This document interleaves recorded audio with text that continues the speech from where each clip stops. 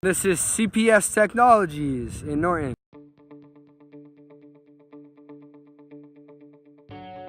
Process engineering department, we're responsible for all the manufacturing processes that are involved in making these things. So we have two broad types of products.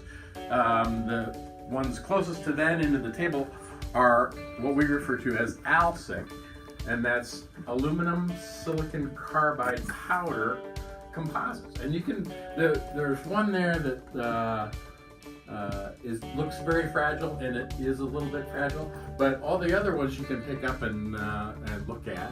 The ones here with the electronics stuck on them are closer to the end product. We make the base plates, excuse me, and our customers stick the electronics on.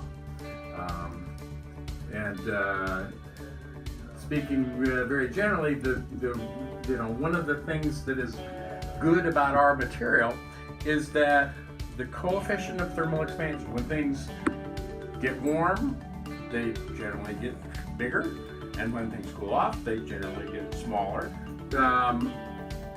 Our parts go into windmills.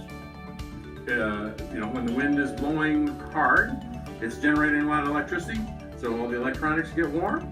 When the wind's not blowing, there's not much power, so things cool off. So a lot of temperature cycling with windmills. So where do you see this business going in the next 10 years?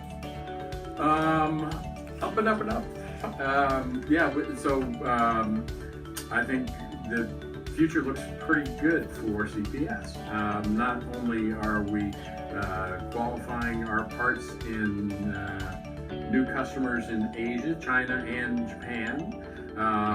We're having parts that are slightly different than the products we make today that are being evaluated by customers in slightly different industries.